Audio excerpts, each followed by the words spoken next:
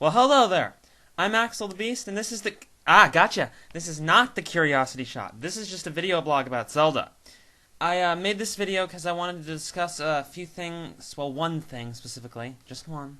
You don't get two this time, or three, or four, or five, like the last mailbag. It's, stuff about Zelda being, playable in some games, and also, expanding off from that wasn't really covered before. Games in the series being considered canonical, and my opinions on the subject. Not going to be as funny, probably still going to be kind of funny, but it's more to talk about this point. Anyway, so the first mailbag, I had a question about should Zelda play different roles in the games other than being captured specifically.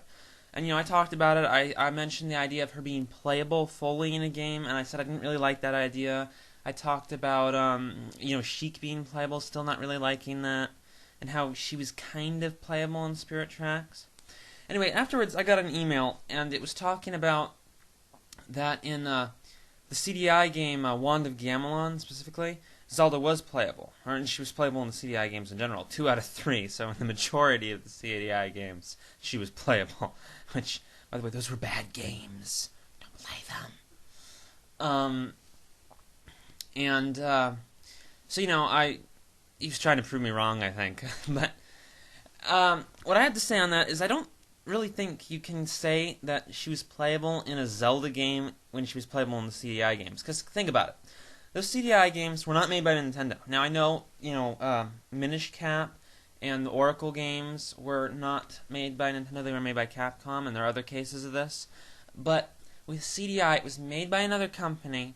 It wasn't even acknowledged by Nintendo. They actually practically disowned the games after they were made. They've never talked about the CDI games. I've never heard them reference them once, like ever. I just think that because of that and because of everything, it's pretty obvious the CDI games are not canonical. You can even go as far to say they're not Zelda games. I really don't think you can say they're Zelda games. I mean, they've got Zelda characters in them. Link's in Soul Calibur 2. Link's in Smash Brothers. That doesn't make them Zelda games. I know it's basically the Zelda world, but hell, it doesn't even have The Legend of Zelda in the name. Pretty much every other Zelda game, or game with Zelda characters at least, that has a lot of them, is called The Legend of Zelda. The CDI is not The Legend of Zelda. It's just Link the Faces of Evil, Zelda the Wand of Gamelon, and Zelda's Adventure. Not The Legend of Zelda, just Zelda. So, I really can't say that the Zelda games are canonical, or even Zelda... I really can't say that the CDI games are canonical, or even Zelda games. I really messed that one up. Good thing I got it, or else it wouldn't have made much sense, huh? Anyway, there's a couple other games I wanted to bring up. Four Swords, for example. Four Swords was made by Capcom. It was an add-on to A Link to the Past when it was re-released on the Game Boy Advance, and Four Swords was basically nothing more than a multiplayer mode. And a lot of people start theorizing this in with the games. And then Four Swords Adventures was made, and this was the same thing, except it was a full game, but it was the same idea, basically. And now people start, theorizing these in with the rest of the series. They had story, but especially with Four Swords, the original, there wasn't much of it. There was more in Four Swords Adventures, but it was still a little shallow, in my opinion. And the thing is that Aonuma, not Miyamoto, and I know I'm being a little mean to Miyamoto. Don't get me wrong, I like that guy. It's just a little hard to trust him sometimes. Aonuma has talked... He said things specifically about Four Swords being canonical. He's even said something along the lines of, we consider these at the beginning of the timeline. But what he said, it was a pretty loose statement. It wasn't like rock solid. It wasn't like, this is how it is. It's like, this is kind of how we're thinking of it. So, that leads me to think, that while it is supposed to be in the timeline, he's not exactly thinking of it in a solid way. Because of that, I just think you can't really say, oh, this definitely goes at the beginning of the timeline. I don't even think you can necessarily this goes in the timeline at all. Of course, theorize on it. There's nothing wrong with theorizing, and that's cool. It's fun. Go for it. But just say it's definitely canonical. It's definitely part of the series. It's definitely at this spot of the timeline. It just seems a bit premature to me. I've been a little weird on the theory. Sometimes I like go crazy and come up with this wild theory, and sometimes I'm like saying, you don't have any proof for that. So I'm sure everyone's kind of irritated at me by this point. I know you guys hate me, and all deep down, I know all of you deep down hate my guts. But that's just how I feel about it. And the last game I'd like to bring up is Minish Cap. Minish Cap was made by Capcom as well, and this has a much more set story, but it's really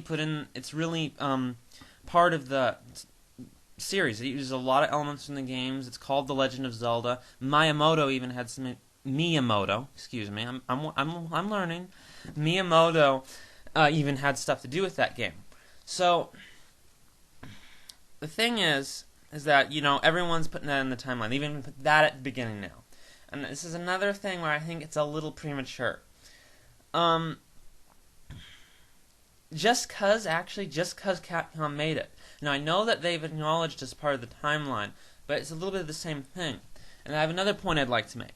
I mean, do you read comic books at all? Do you, like Marvel, X-Men, whatever? The thing with comic books is often they have a long-running series, but they change the writers, and the writers have all these crazy new ideas. I'm going to kill this character. Now I'm going to revive that character that guy killed. Oh no, now I change how everything works. I'm going to make all the lore different. Oh, now I'm going to kill this guy and this guy. Oh, I'm going to revive these guys. And it was all a dream.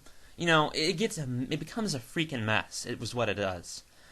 Things become not making any sense. It just becomes pointless, and it kind of becomes crap, in my opinion.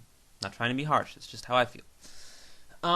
And I think that if you're swapping writers, you need to take things with a grain of salt, especially how they connect, like the timeline.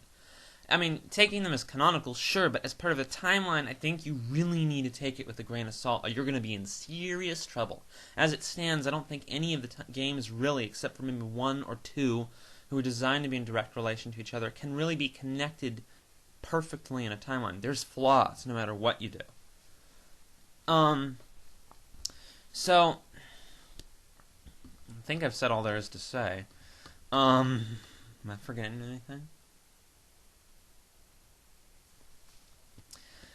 Yeah, I guess that's it. So, this is just my opinions. Don't take what I say too seriously, but just some food for thought. You timeline theorists out there, I'm not saying to not have your theories, I'm just saying this is kind of how I feel on this stuff. So, don't hate me, alright? No flames, please. Be civil, people. Alright, that's all I have to say. Thank you for listening to me. I know it wasn't as fun this time, probably. Later, guys.